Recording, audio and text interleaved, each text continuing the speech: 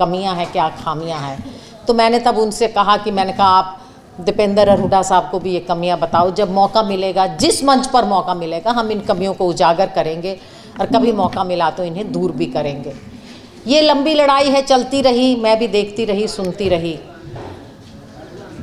वो सैनिक जो इतनी कम उम्र में रिटायर होके आ जाते हैं, कितनी विसंगति है हमारे समाज में कि हरियाणा सरकार या किसी भी सरकार में, चाहे वो यूपीएससी हो, केंद्र सरकार हो, नौकरी में अप्लाई करने की एज जो लिमिट जो है 40 साल है। 40 साल तक एक आदमी अप्लाई कर सकता है, लेकिन हमारे सैनिक कोई 33 साल का, कोई 34 साल का रिटायर होकर घर आ जाते हैं। क्या उन्हें मान सम्मान से जीने का हक नहीं है? मेरा मानना ये है कि हर ऐसी नौकरी पे जहां उनकी क्वालिफिकेशन अलाउ करे, इनके लिए ज़रूर रिजर्वेशन होनी चाहिए। क्योंकि एक 34 साल का नौजवान इतनी अच्छी ट्रेनिंग लेके, और देखिए जो अनुशासन फौज में है वो दुनिया की किसी भी जगह नहीं है। एक फौजी जब गांव में आता है तो पहले लोग देखा करते थे गांव में छुट्टी कौन आया है, एक फौजी आया है, इतनी इज्जत होती थी। तो जो एक अनुशासन उनके अंदर होता है वो किसी और कौम में नहीं है। फौजियों की एक अलग कौम है, वो किसी भी जाति के फौजी हों। मैं नहीं मानती कि जो फौजी हैं वो अलग अलग जाति के हैं। सब फौजियों की एक ही कौम है, सैनिक कौम है वो। और जो उसमें अनुशासन होता है उसका मुकाबला दुनिया में और कोई नहीं कर सकता। और जैसे अभी मुझसे पहले बोलते हुए बताया कि जब बिजली बोर्ड की बात आई और हुड्डा साहब ने एकदम कहा कि फौजियों को क्यों ना दी जाए, और देखिए इतने साल का घाटा पूरा हो गया क्योंकि वो एक अनुशासित फौज के सिपाही थे। तो क्यों नहीं हम ऐसी और भी सरकारी नौकरियों में जहां जिसकी क्वालिफिकेशन फिट बैठती हो उनको रिजर्वेशन दे के, जो जवानी में ही रिटायर होके आ गए, आजकल 32-33 साल तक तो पढ़ाई कर रहे होते हैं बच्चे, तो उनको हमें ज़रूर एक मान सम्मान के साथ यथोचित उनको नौकरियां देनी चाहिए। और जहां तक बात वीर नारियों की है, अपना सब कुछ गंवा देती है, समाज को उनको मान सम्मान के साथ उनका जो अधिकार है, हम उन पे कोई दया नहीं करेंगे। कोई सरकार उन पे दया नहीं करती उन्हें कुछ देके, ये उनका अधिकार है उन्हें मान सम्मान के साथ उनके परिवारों की रक्षा करना, उनके परिवारों की अच्छी शिक्षा की व्यवस्था करना, उनके परिवारों को रोजगार दिलवाना, उनके स्वास्थ्य की चिंता करना, ये हर सरकार का पहला कर्तव्य होना चाहिए। जो देश अपने स्वतंत्रता के लिए लड़ने वाले, जो देश बॉर्डर पे लड़ने वाले फौजी की इज्जत नहीं कर सकता, वो देश ज़्यादा दिन तरक्की भी नहीं कर सकता, ऐसा मैं मानती हूँ। और अभी जो हाल ही में अग्निवीर की योजना आई है, मैं नहीं जानती ये अग्निवीर की योजना किसकी डिमांड पे आई है, क्योंकि सरकार के पास अक्सर कोई डिमांड आती है या कोई फाइल कोई पुटअप करता है तो विचार किया जाता है, तब लागू होती है। मैं नहीं जानती ये किसकी समझ थी, ये किसने अपनी समझ से ये योजना आगे लाए और इसको लागू कर दिया गया। अरे पहले तो 18-18, 19-19, 20-20 साल के बच्चे चले जाते थे फौज में, 23-24 साल का रिटायर होके आ जाएगा। और एक संपन्न परिवार का बच्चा तो 23-24 क्या 30 साल तक पढ़ाई ही करता रहता है। आज हम बात कर रहे हैं OROP की। मुझे लगता है 10 साल के बाद OROP ही खत्म हो जाएगी, जब सभी अग्निवीर रह जाएंगे। अग्निवीर रह जाएंगे तो हम किस पेंशन की बात कर रहे हैं? पेंशन ही खत्म हो जाएगी। अगर अग्निवीर ही रह जाएंगे तो हम किस शहीद की बात कर रहे हैं? कोई शहीद सम्मान नहीं होगा। और केवल सामाजिक ताना बाना नहीं बिगड़ेगा, अग्निवीर से हमारी फौज कमज़ोर हो जाएगी। आप कहाँ से लाओगे वो जज्बा जो इतने दिन की ट्रेनिंग के बाद एक सैनिक के अंदर एक जो जज्बा आता है देश के लिए मर मिटने का, उसकी तो इतने ट्रेनिंग पूरी होगी, इतने वो होश संभालेगा, इतने तो वो रिटायर होकर घर आ चुका होगा।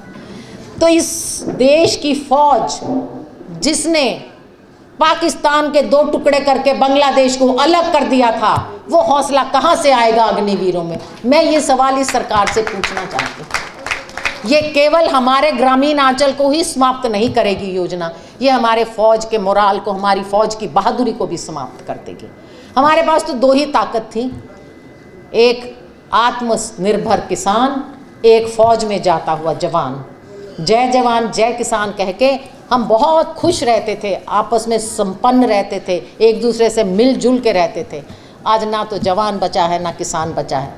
किसान की संपन्नता खत्म हो गई है, जवान के लिए अग्निवीर पेश किया कर दिया गया है।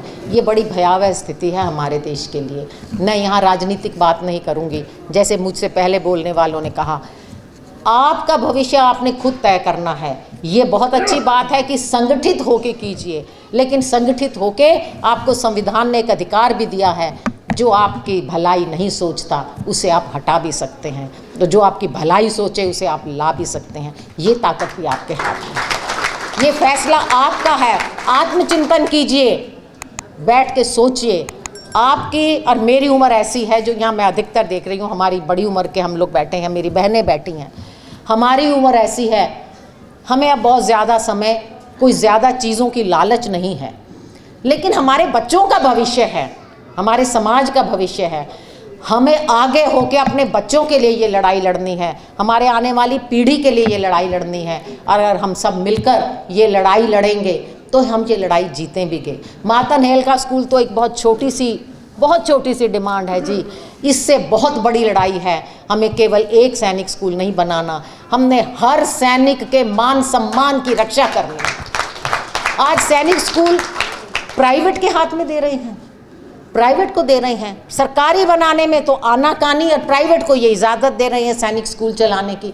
ये मुझे नहीं लगता कोई बहुत अच्छी योजना है। सैनिक स्कूल पहले बहुत इज्जत के साथ चलते थे। आज छोटे छोटे, मैं देख रही थी रोहतक में एक सैनिक स्कूल लिखा हुआ था, मैंने पता किया ये कैसा सैनिक स्कूल है। एक प्राइवेट स्कूल को इजाज़त दे दी, आप सैनिक स्कूल चला लीजिए, वो कैसे सैनिक बनाएंगे? सैनिक स्कूल से पढ़े हुए बच्चे चाहे फौज में जाते थे या नहीं जाते थे, वो सारी जिंदगी सैनिकों की तरह अनुशासन में रहते थे। ये मेरी स्वयं की आंखों देखी बात है।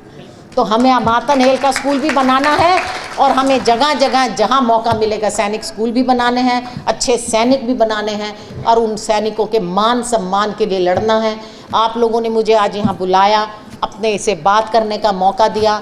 मैंने साहब आपकी बात भी सुनी, पीछे बैठे थे तो जवानों की बात उठा रहे थे, उनकी बात भी सुनी। उन्होंने कहा जवानों को क्या दिया, वो ठीक कह रहे हैं। कई बार क्या होता है, क्वालिफ़िकेशन की वजह से बड़े अफसरों को रिटायरमेंट के बाद अच्छी नौकरियां मिल जाती हैं, लेकिन जवानों को नहीं मिल पाती। वो आवाज़ भी हमें उठानी होगी। आपसे बात करने का मौका मिला और मुझे ये मान सम्मान दिया। मैं फिर से कुलदीप साहब, आपकी पूरी टीम का बहुत बहुत धन्यवाद करती हूँ। इतना अच्छा शांतिपूर्वक आपने आयोजन किया, और मैं बात से सहमत हूँ कि हर आयोजन के साथ पैसे भी लगते हैं, और सैनिक परिवारों का ऐसा कोई बहुत बड़ा ये पूंजीपतियों की क्लास नहीं है कि पैसा खर्च किया और भूल जाएंगे।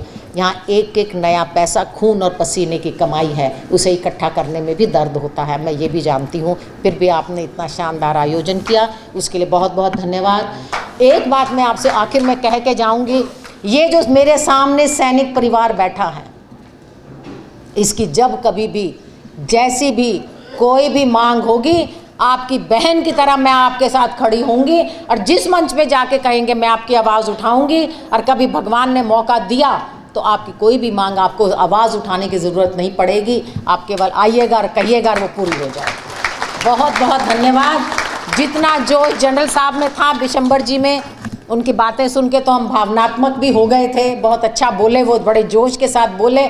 उतने जोश के साथ तो मैं नहीं लगवा पाऊंगी, पर एक नारा मेरे कहने से भी लगा दीजिएगा, भारत माता की, भारतीय सेना की, सामने बैठी मेरी वीर नारियों की। इन वीर नारियों के बिना हम भी कुछ नहीं हैं। जो कुछ है ये है, इन्हीं ने जन्म दिया तो कोई वीर पैदा हुए थे। इसलिए वीर नारियों के लिए एक बार फिर से वीर नारियों के सम्मान की।